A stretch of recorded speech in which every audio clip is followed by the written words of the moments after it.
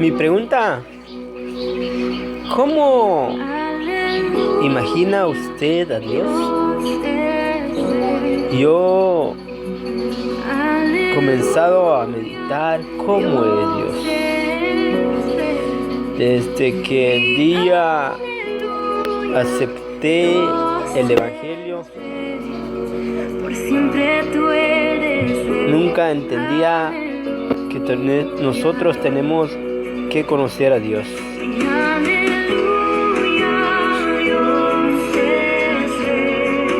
Muchas maneras diferentes, y estoy seguro que dentro de un año lo voy a conocer todavía mucho más. Pero sería presuntuoso más, pero sería pensar que le conocemos, pero ¿cómo? Cabalmente, porque hacer falta una eternidad para conocer. Dale cuenta, la eternidad no tiene fin, no tiene tiempo, no tiene espacio. Jesús dijo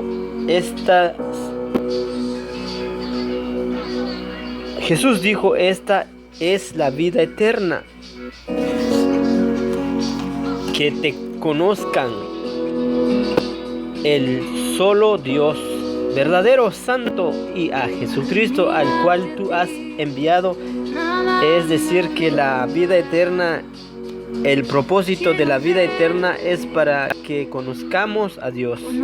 Dios quiere que le conozcamos. Claro, Dios quiere que lo conozcas, que lo conozco. Dios quiere que le conozcamos, por eso nos dio la vida eterna. Es imposible conocer a Dios sin que pasemos una eternidad contemplando, estudiándolo, escudriñando y escudriñándolo. ¿En qué forma? La palabra dice escudriñar las escrituras, parece que en ella hay vida eterna. Y esa es la razón, la vida eterna, conocerlo a Dios.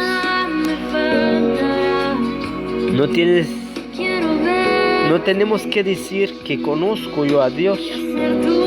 Si hemos leído la palabra, no hemos entendido, toda la humanidad tiene una mentalidad de que existe Dios, pero lo conocen. Dios es amor, dicen ellos, pero no lo conocen. Nosotros tenemos que conocerlo a Él. La palabra de Dios dice, ahorita vamos a ir en la palabra del Señor. El decir que el propósito de la vida eterna es para conocerlo a Él. ¿Cómo para conocerlo a Él necesitamos toda una eternidad? Entonces Él nos dio la vida eterna.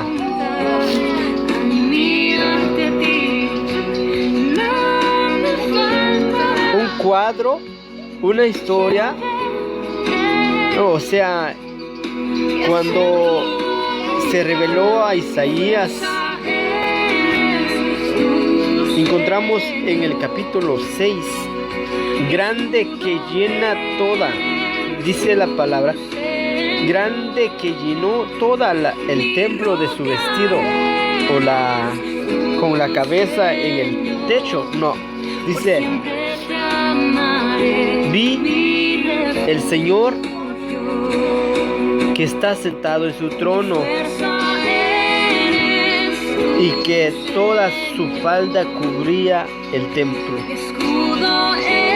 Y había 4 alas, 2 alas cubría sus ojos, 2 alas cubría su pecho y 2 volaba. Esa es la imaginación, pues es el que se reveló a Isaías.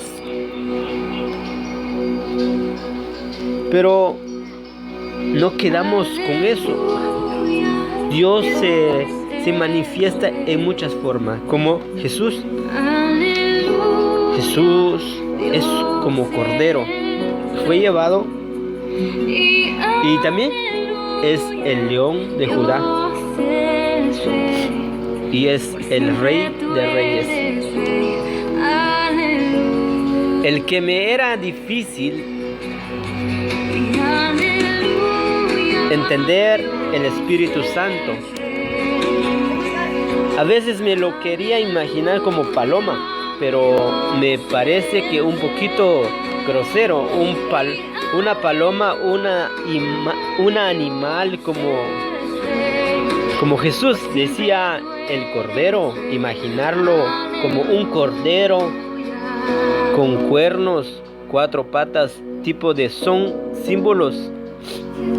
Estos son símbolos, son tipos, pero no es el que con 4 patas Jesús como a veces se lo pintan, pero también el Espíritu Santo nos es una paloma como esa que está en la plaza, sino que Él es una persona divina, pero no sabemos cómo imaginarla, porque llaman espíritu, y el espíritu no se ve, es invisible. Y es interesante cuando hablamos del Padre, el Hijo y el Espíritu Santo, que en la Escritura dice que el que peca contra el Hijo será perdonado, pero el que peca contra el Espíritu Santo no será perdonado, ni en este siglo ni en el venidero. Yo pensé que Jesús, el Espíritu Santo, el Padre, que son iguales, o sea, que decir quién es el más importante que Jesús, el más importante que el Espíritu Santo. En fin, si como un pensamiento, cuando uno quiere conocer a Dios, piensa en esta bendita Trinidad. Y yo descubrí en la Biblia, me parece que es una respuesta a esto, que el pecado contra el Espíritu no será perdonado y contra el Hijo sí. Que mucha gente pobre podrá equivocarse, muchos, o podrán entender mal que Jesús no creía que Él era Dios. La gente decían que era profeta, Elías, Jeremías. O sea, la respuesta que le dieron a Jesús, profeta. O sea, el otro que respondió a Pedro, eres hijo de Dios. Y le dijeron que no fue revelado por carne, sino por el Espíritu.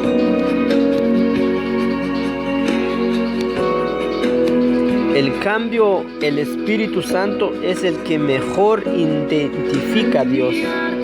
Dios es Espíritu, no que el Espíritu Santo es lo mismo que la persona de Dios, pero sí en cuanto a la naturaleza. Cuando decían el Espíritu Santo, la gente de esa época entendía a Dios, porque es Dios, es Espíritu. Entonces el pecado contra el Espíritu, cuando alguien decía algo contra el Espíritu, sabía que lo estaba diciendo a Dios. Dios es omnipotente, quiere decir que lo puede todo. Es omnipresente, es decir que está en toda parte del universo a la vez, en forma continuada. Él está aquí y en todo lugar. Donde estás tú, donde estoy yo, Él está ahí.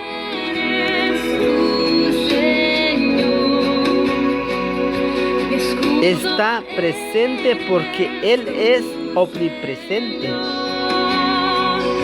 Él también es omnisciente. Quiere decir que lo sabe todo. No hay nadie que esté escondido, Él sabe más que todos los científicos juntos. Porque se escucharía grosero científico junto, porque no es que sabe más, lo sabe todo, porque Él lo hizo todo, Él lo creó. Nosotros estamos trabajando por descubrir, pero Él lo hizo. ¿Qué le vamos a enseñar a Él? Lo sabe todo. Dios también es soberano, es decir, que Él puede hacer lo que se le da la gana, porque Él es el soberano. No hay ningún arriba de Él. Dios no hay atado. Dios no está atado a ninguna regla. Es Él que hace la regla. Él puede hacer independientemente de nosotros, decir que Él quiere. O sea, de nosotros decirle lo que Él quiere. No solo que es soberano, es mucho más sabio el entendimiento, mucho más. Él lo ve todo y de todas perspectivas a su cuadro de referencia.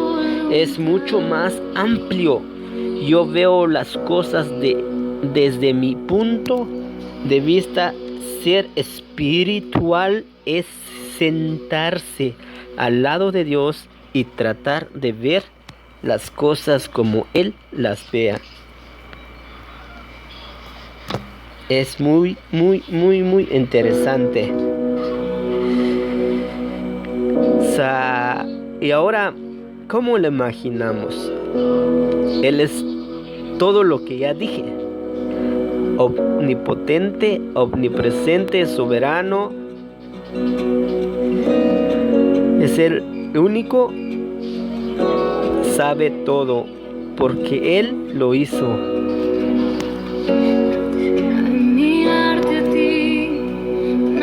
Bueno, lo voy a hacer en 2 partes, 3 partes. ¿Cómo imaginamos a Dios? Por hoy le dejo con esto. Encontramos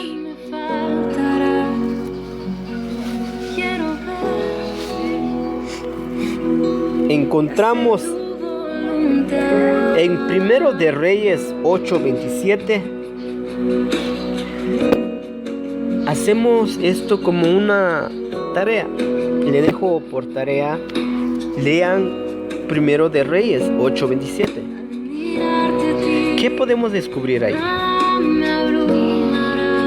Salomón fue el que edificó el primer templo de material para Dios.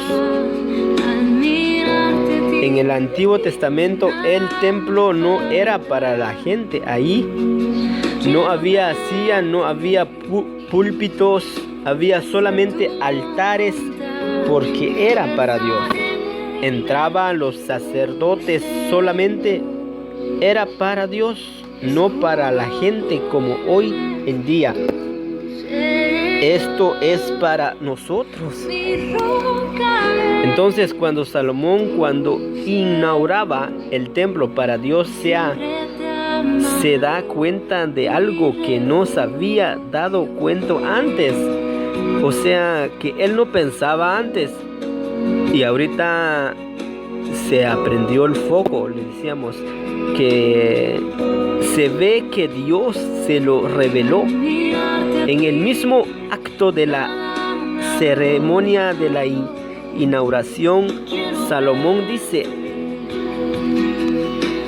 pero ¿será posible que tú, Dios mío, habites en la tierra con la humanidad, si los cielos, por alto que sean, no pueden contenerte? Mucho menos este templo que he construido. Bueno, le dejo por tarea y medite. ¿A qué pensó Salomón? ¿Qué imaginó Salomón que era Dios? Por siempre te él como que no lo creía, como que le entró la duda, pero ¿será posible que tú, Dios, habites en esta tierra con la humanidad? Sí es posible, porque Él es Dios, Él lo hace todo, Él habita en tu corazón, Él habita en tu vida, Él habita en ti, Él está en tu corazón si lo aceptas, Él puede vivir en ti. Bendiciones, acuerdan que Dios es espíritu. Bendiciones, Franz Pastor les saluda.